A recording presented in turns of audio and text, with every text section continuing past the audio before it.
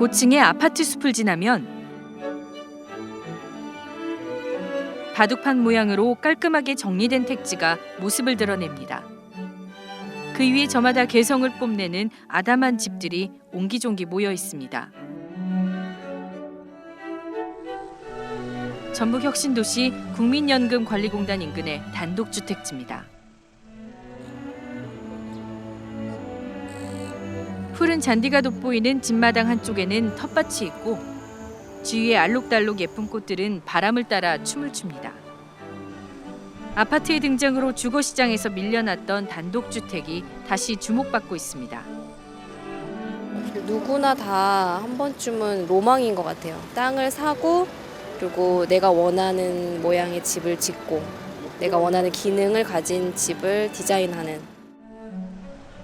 삶의 공간으로 집을 바라보는 가치관이 달라지면서 아파트 일색의 주거 문화에도 변화의 바람이 불고 있습니다. 그 중심에 단독주택이 있습니다. 현관문 열면 마당이 있고 그냥 바로 꽃이 보이고 그런 거를 뭐 100% 느끼고 사니까 그냥 딴 거는 뭐 얘기할 필요가 없어요. 그냥 공기 좋고 산 좋고. 우리나라 국민 열의 6은 아파트에 살고 있습니다. 좁은 땅에 도시로 몰려드는 인구를 효율적으로 수용하려다 보니 이런 현상이 나타나고 있는데요. 아파트 중심의 획일적인 주거 문화에서 벗어나 개성 있는 나만의 집을 찾으려는 사람들이 늘면서 단독주택 시장이 다시 활기를 띠고 있습니다. 이런 분위기를 반영하듯 최근 전주에도 도심형 전원주택을 지을 수 있는 단독주택 용지들이 속속 들어서고 있는데요. 하지만 행정의 느슨한 규제 속에 원룸형 주택들이 자리를 차지하면서 또 다른 갈등을 빚고 있습니다. 전주의 도심 속 단독주택 용지, 무엇이 문제인지 취재했습니다.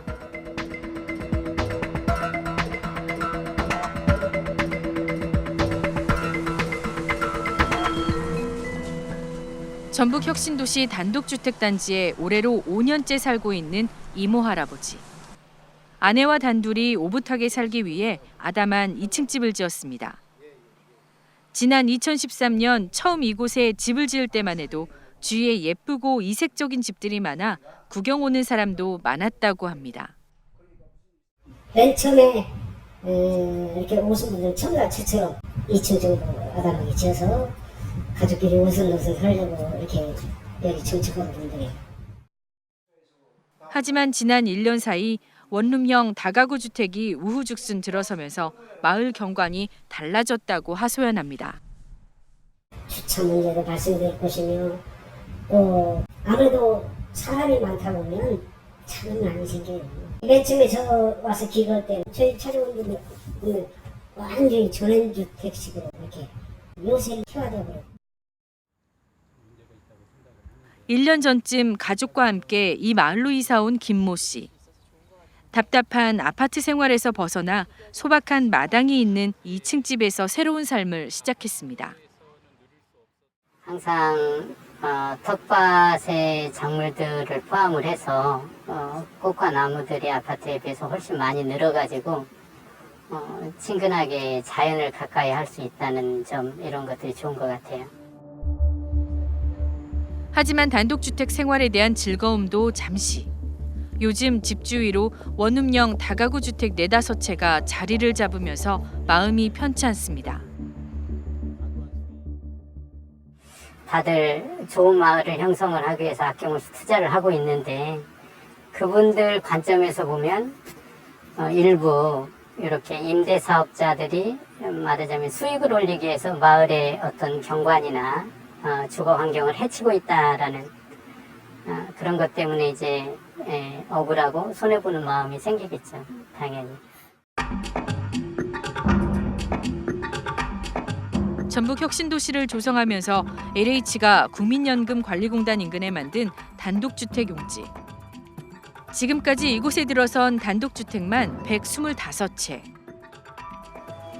혁신도시로 옮겨온 공공기관 직원부터 은퇴 이후 남은 삶을 보내려는 노부부, 어린아이를 키우는 젊은 부부들까지 구성원도 다양합니다. 하지만 이 마을 주민들은 요즘 새로 짓는 집들을 보면서 가슴앓이를 하고 있습니다. 대부분 다른 집보다 높은 원룸형 건물이어서 일주권이나 조망권을 침해받을까 봐 전전긍긍합니다.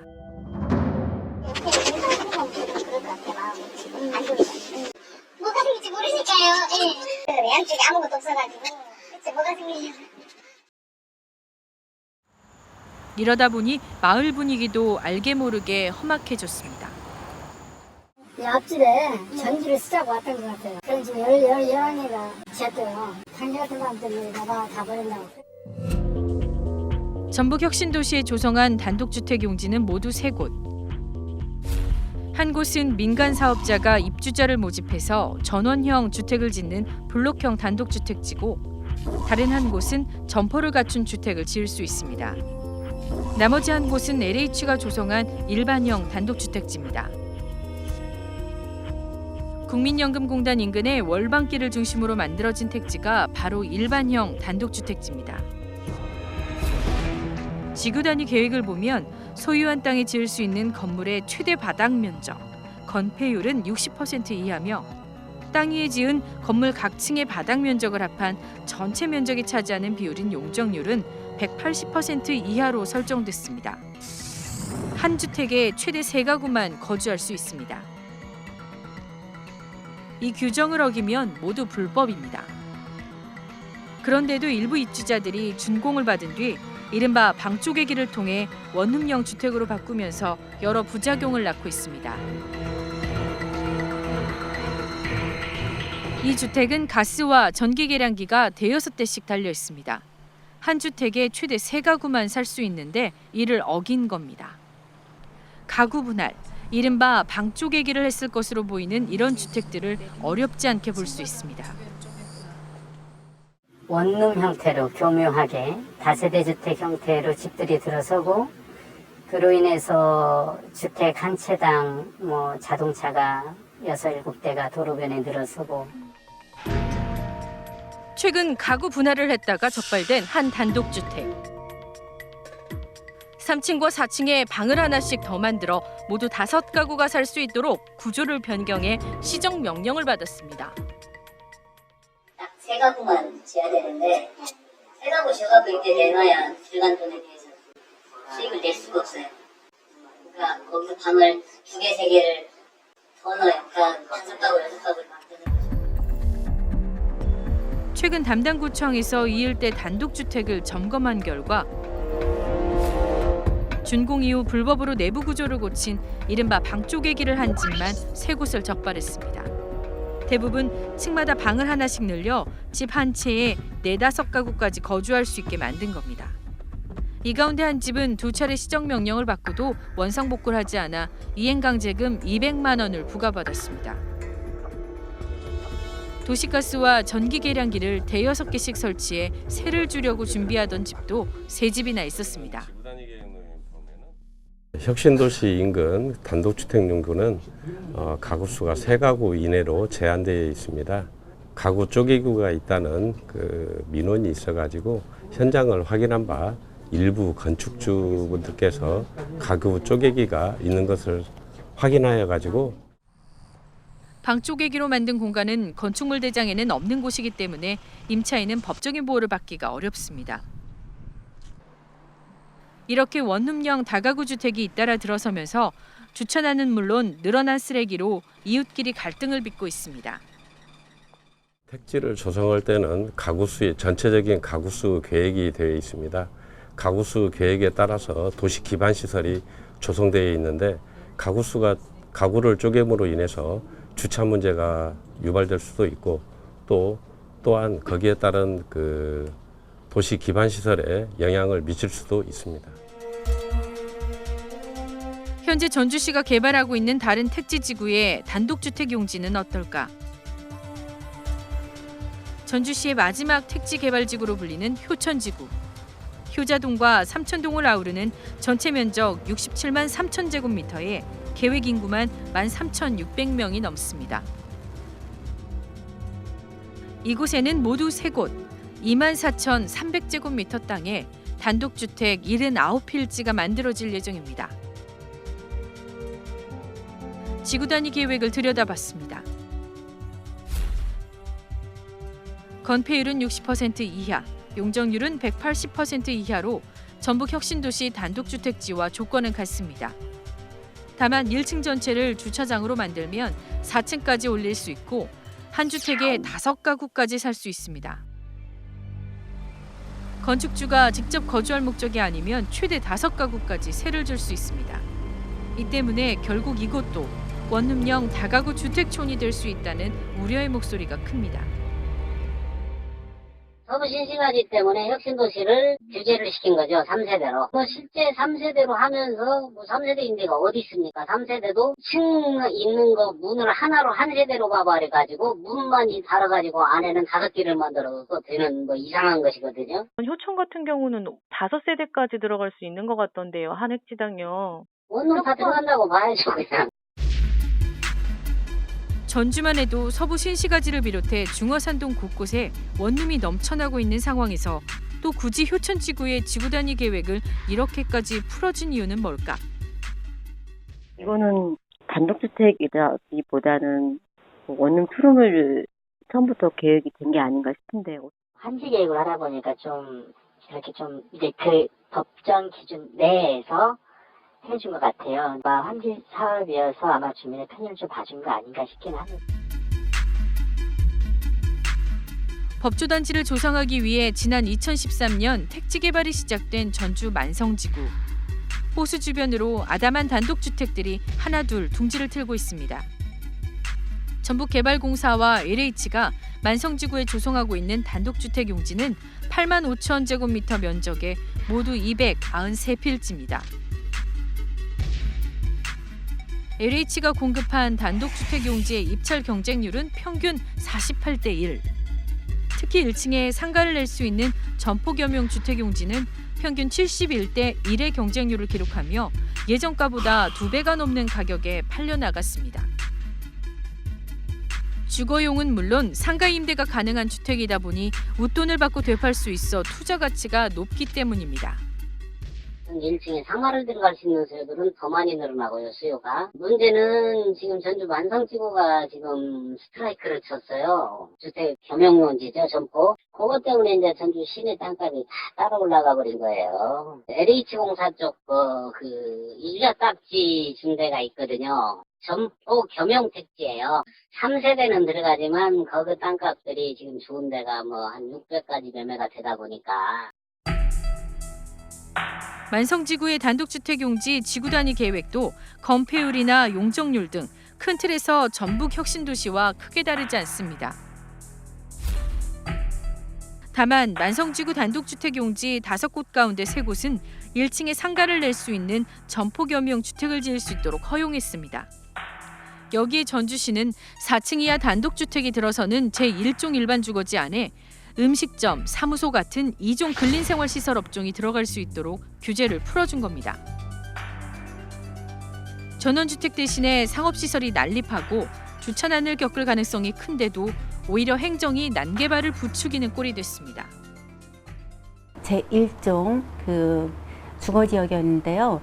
거기에 2종 근린시설인 사무소, 어떠한 학원, 그러한 용도를 허용함으로써 심각한 난개발이 우려되고요. 사실 1종 주거지역에 들어가서는 안 될 그런 용도를 허용을 함으로써 LH에서는 땅값 상승을 염두에 두고 그렇게 하지 않았나.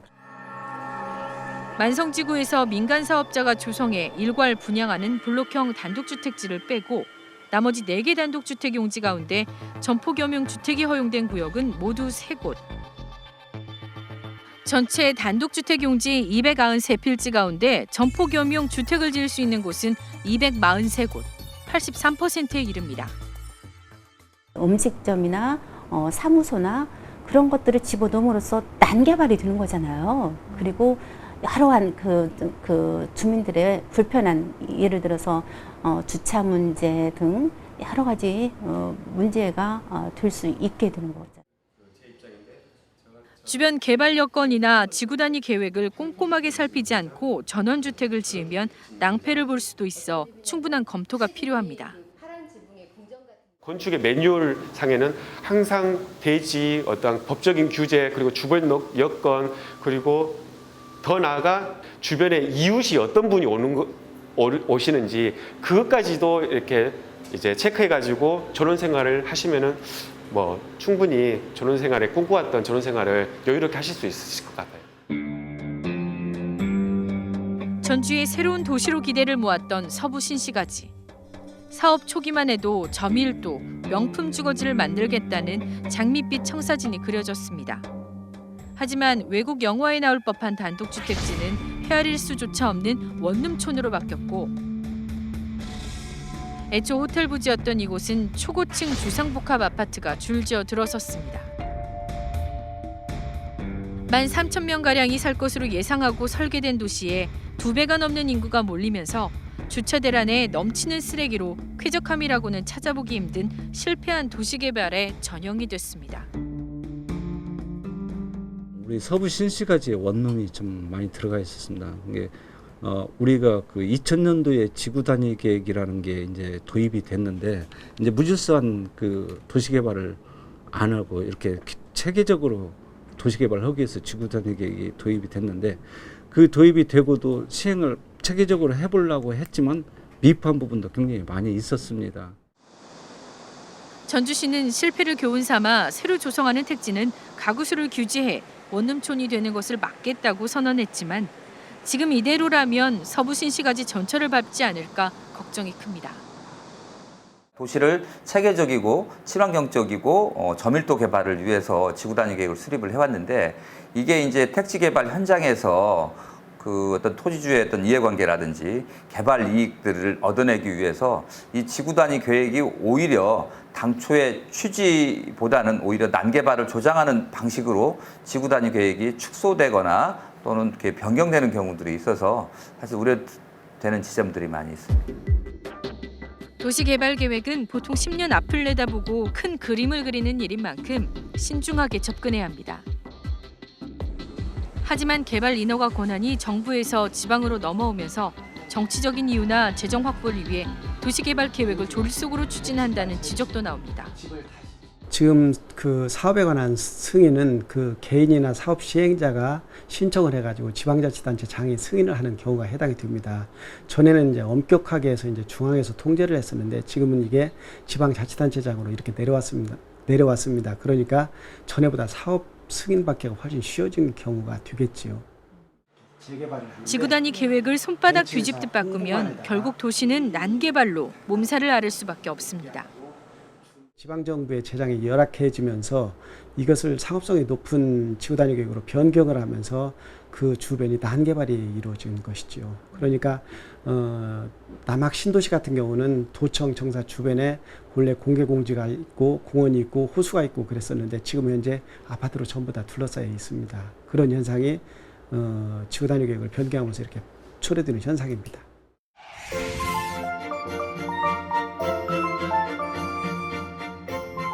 옹기종기 모인 단독주택들. 집주인의 개성과 철학이 담긴 이색적인 주택들이 눈길을 끕니다.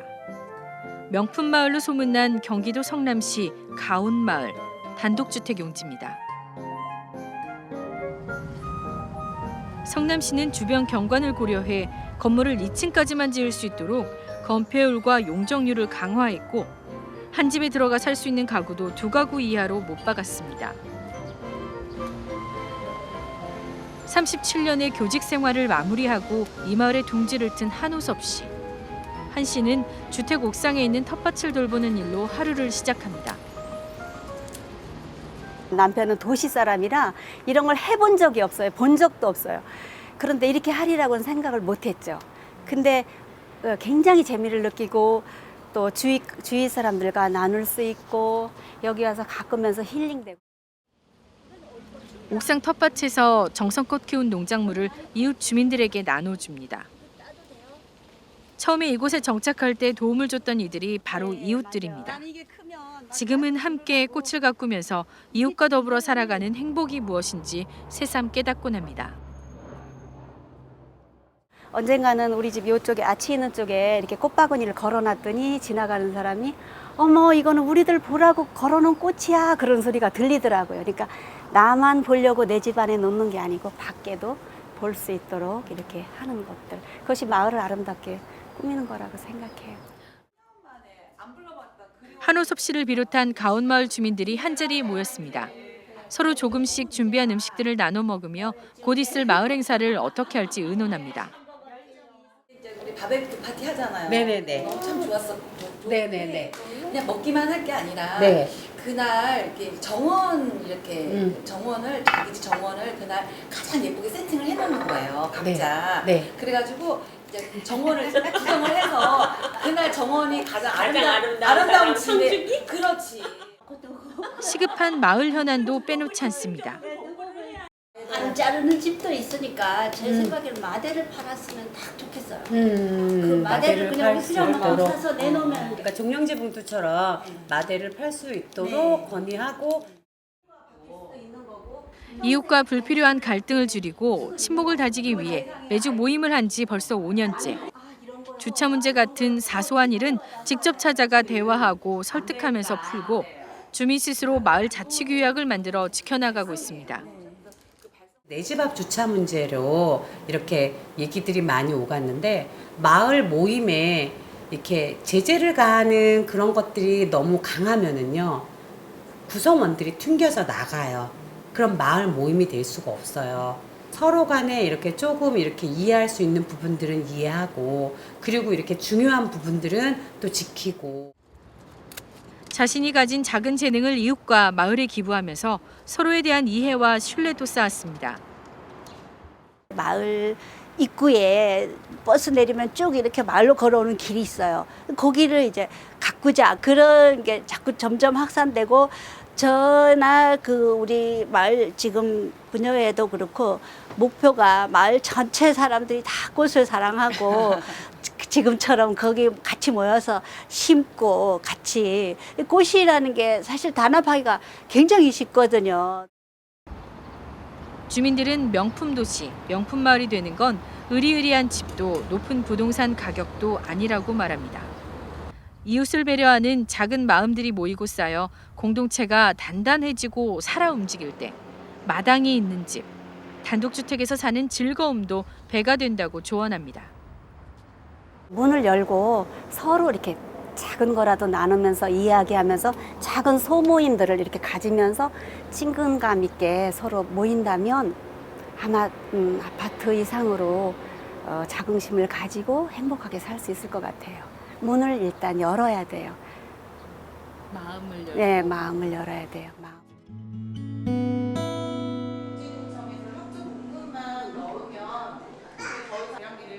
혁신도시 단독주택 주민들이 마을 인근 한 카페에 하나둘 모입니다.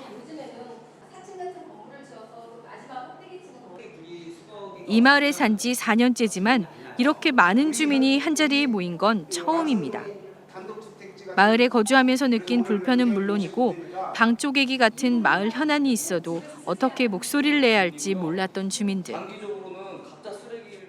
주민들이 이런 부분들에 대해서는 모여서 이야기를 해서 개선을 해나가는 게 더 좋은 마을을 위한 길이라고 생각합니다. 주차 문제부터 쓰레기 처리까지 시급한 마을 현안들이 본물처럼 쏟아져 나옵니다. 8길하고 7길이 아마 국민연금공단에서 제일 가까운 길일 거예요. 매일 아침 주차 때문에 쓰레기를 분리수거하려고 해도 이미 꽉꽉 들이차 있어요. 그래서 그 시설을 좀 더 우리가 편리하게 사용할 수 있도록 깨끗하게 사용할 수 있도록 확충해야 될. 나 하나쯤이야라는 생각에 이웃에 대한 배려가 부족했던 점도 털어놨습니다.